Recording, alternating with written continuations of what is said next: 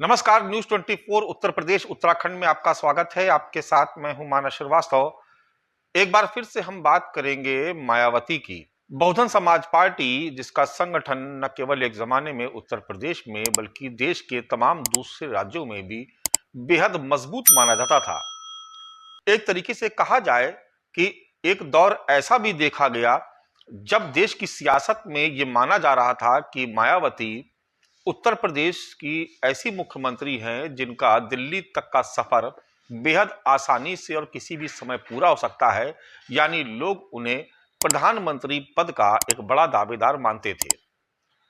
लेकिन बीते एक दशक में यानी 10 सालों में इस पार्टी का ऐसा पतन हुआ कि इस बार उसका खाता नहीं खुल पाया, जैसा हाल 2014 में हुआ था। वहीं दूसरी तरफ हम देख रहे हैं कि इन 10 सालों में एक नौजवान ने, जो अनुसूचित जात से ही आते हैं, उन्होंने इन 10 सालों में अपने जनाधार को कुछ इस तरीके से बढ़ाया कि बगैर किसी का साथ लिए, ना तो बीजेपी का साथ और ना ही सपा कांग्रेस गठबंधन का साथ और ना ही मायावती की तरफ से कोई सपोर्ट, बावजूद इसके वो अपनी पार्टी के बतौर निर्दलीय उम्मीदवार वो सांसद चुन के पहुंच गए। नाम है चंद्रशेखर आजाद। लोग उन्हें चंद्रशेखर रावण के नाम से भी जानते हैं। आजाद समाज पार्टी उन्हीं की पार्टी है।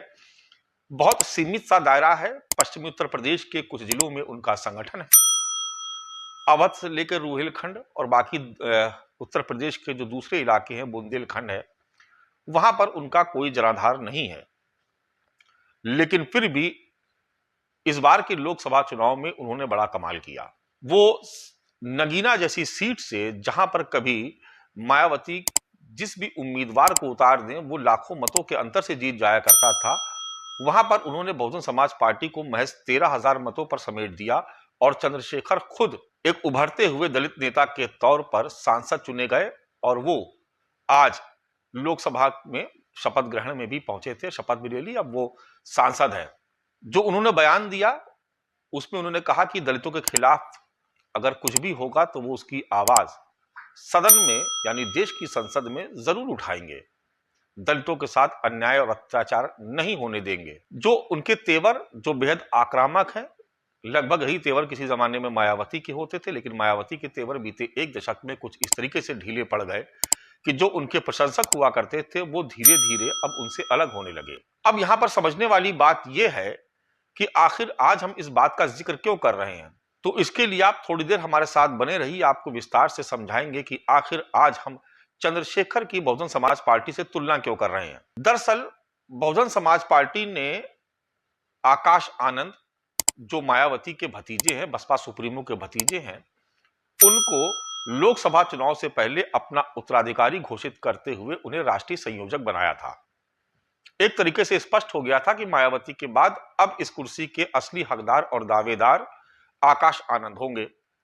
आकाश आनंद बेहद आक्रामक तरीके से चुनाव प्रचार भी कर रहे थे, लेकिन उन पर आचार संहिता का एक मामला दर्ज हुआ। मायावती ने उन्हें नेशनल कोऑर्डिनेटर के पद से हटा दिया।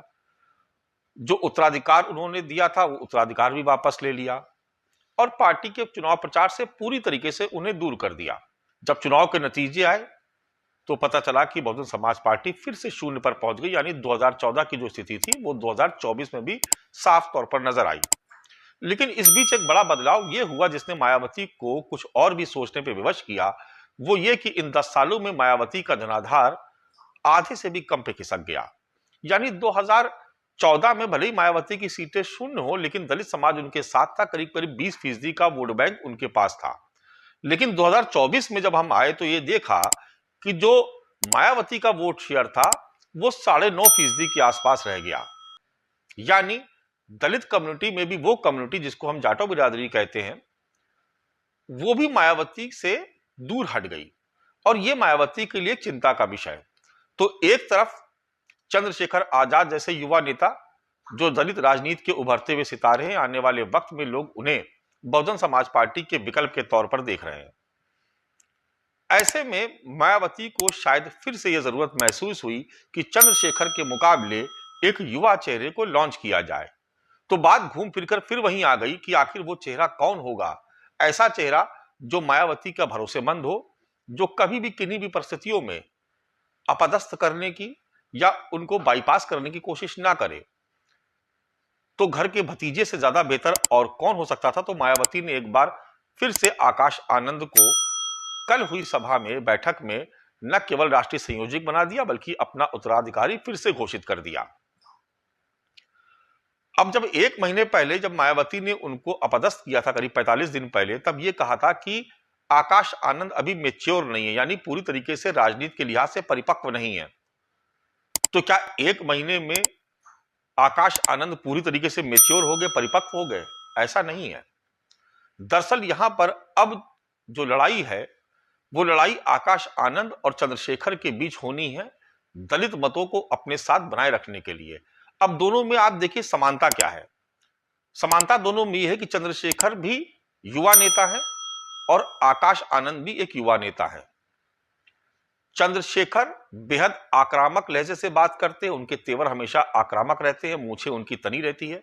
दूसरी तरफ आकाश आनंद भले ही वो चेहरे मोहरे से उतने आक्रामक ना लगते हो, लेकिन जो उन्होंने पॉलिटिक्स में जो कुछ भी चीजें उन्होंने मायावती से सीखी, उस लिहाज से देखे तो उनके तेवर ठीक वैसे ही आक्रामक है जैसे किसी दौर में मायावती के हुआ करते थे।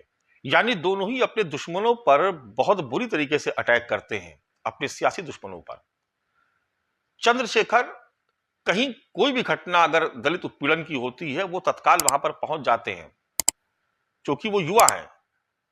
और यही क्षमता आकाश आनंद में भी नजर आती है कि वो अपने समाज के हितों को लेकर के बेहद आक्रामक रहते हैं, चाहे वो बैठक में हो, पर्दे के पीछे हो या फिर सार्वजनिक मंच पर। उनका एग्रेशन किसी से छुपा नहीं और शायद यही वजह है कि चुनाव प्रचार के दौरान लोग उनको पसंद कर रहे थे।